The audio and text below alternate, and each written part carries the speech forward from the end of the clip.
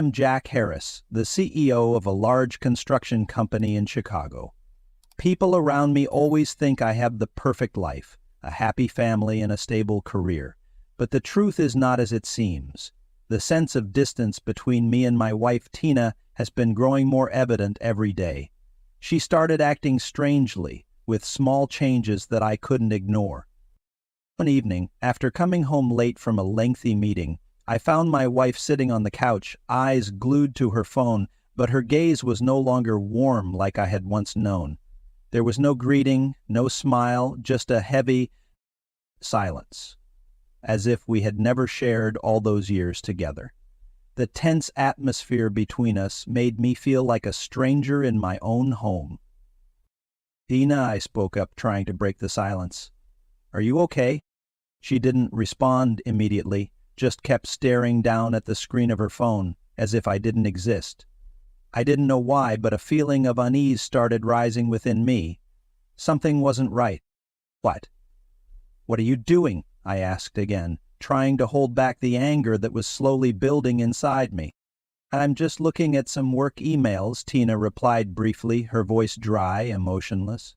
But I knew well enough that she didn't have any important work at the moment. Tina was an intelligent woman, but after we married, she chose to work from home to take care of the family. What she was doing now definitely wasn't work. I sat down next to her, determined not to fall into this silent trap any longer. "Is there something you want to talk to me about?"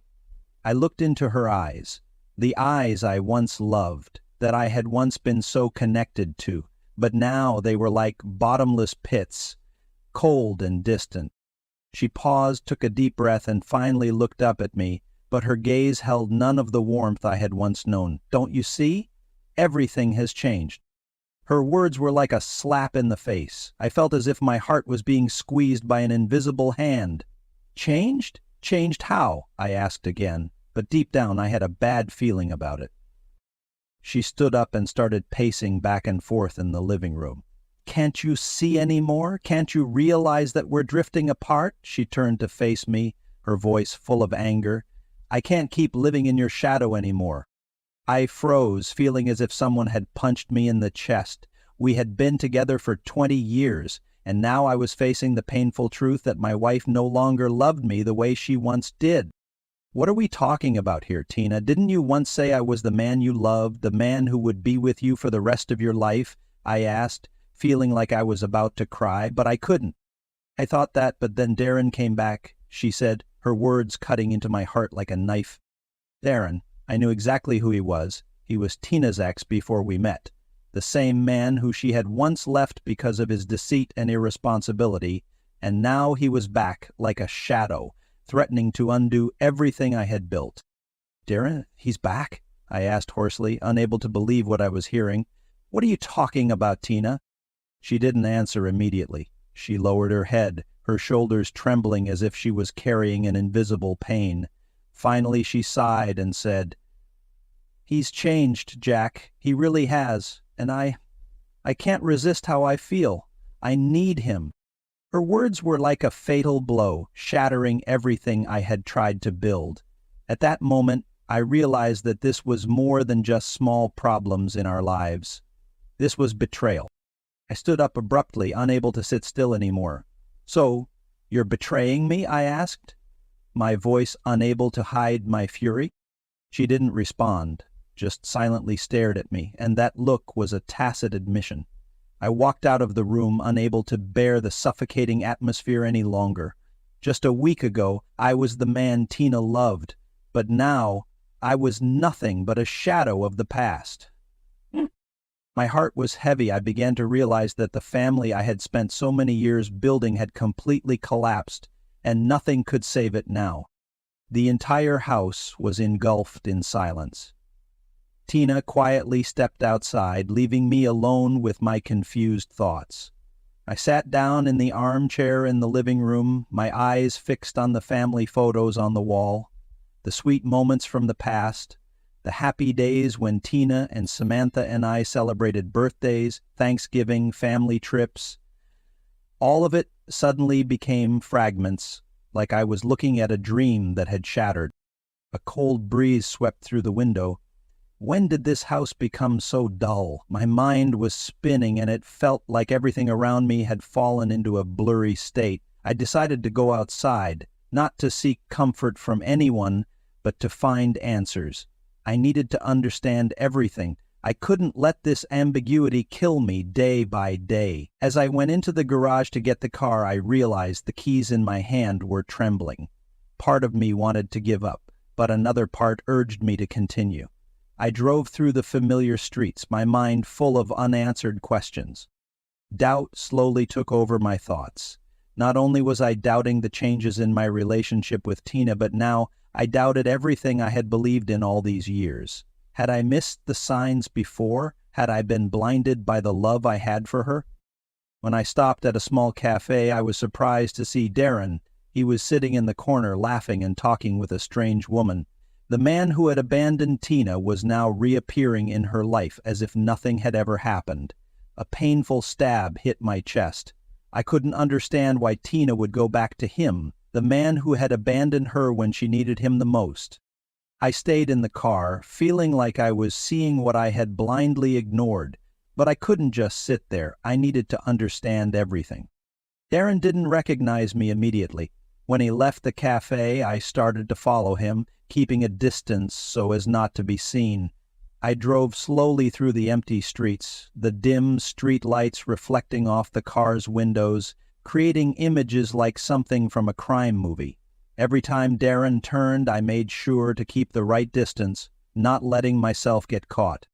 Finally, Darren stopped at a motel.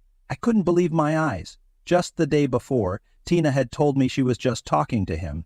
But now, he and another woman were going into the same room. I didn't need to wait any longer.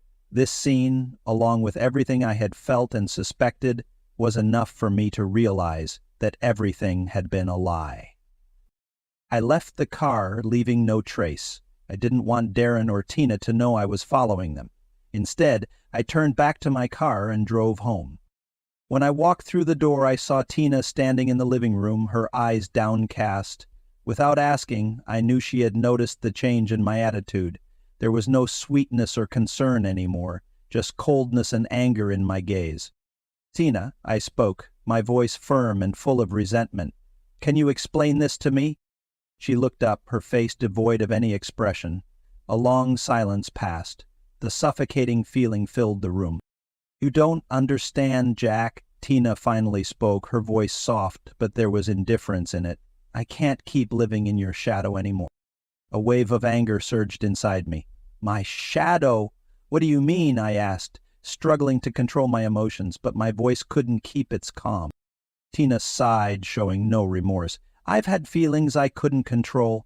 Darren came back and I—" She paused, seemingly looking for words to justify herself.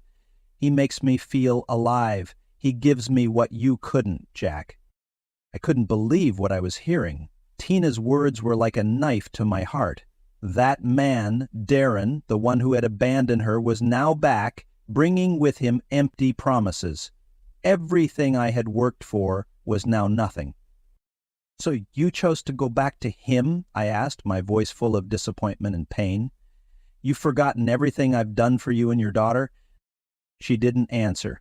Tina's look, hollow and indifferent, was enough to make me realize that everything was over.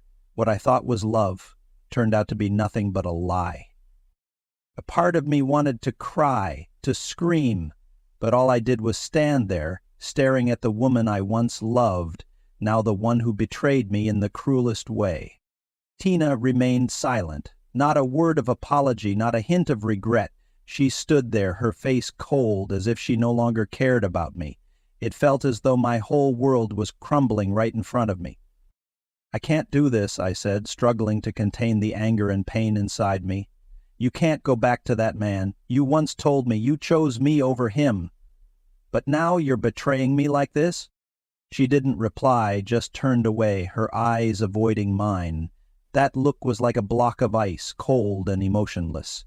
I had done everything for her, taken care of her, loved her and her daughter. Yet this was how she repaid me, not with thanks or appreciation, but with betrayal. "You've forgotten everything I've done for you, haven't you? I continued, my voice full of anger. Tina, do you know, I've sacrificed so much.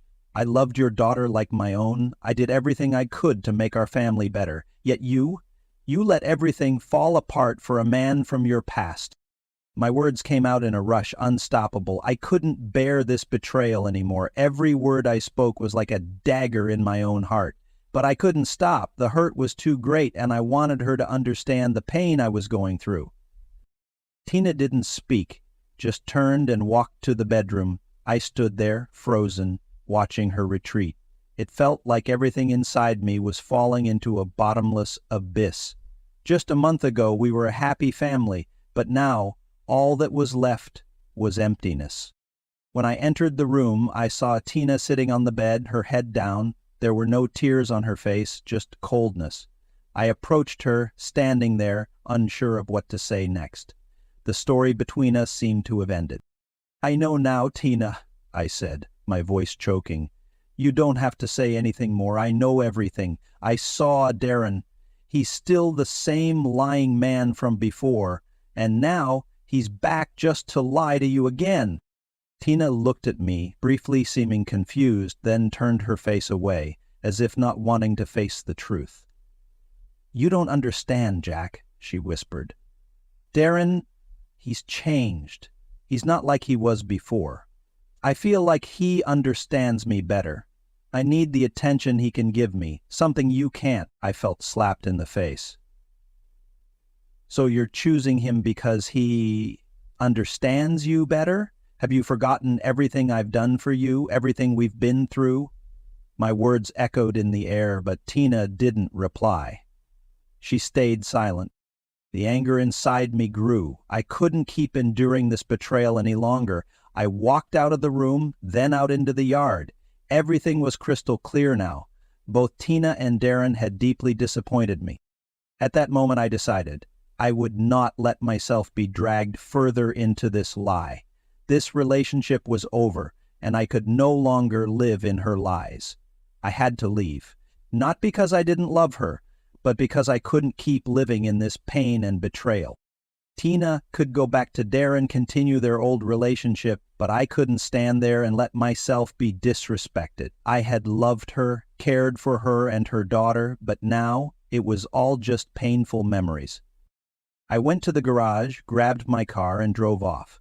Despite the weight in my heart, there was an odd sense of relief. Life would go on, no matter how hard it would be, and I wouldn't return. Tina would have her choices, but I had my own. I couldn't live in lies and pain anymore.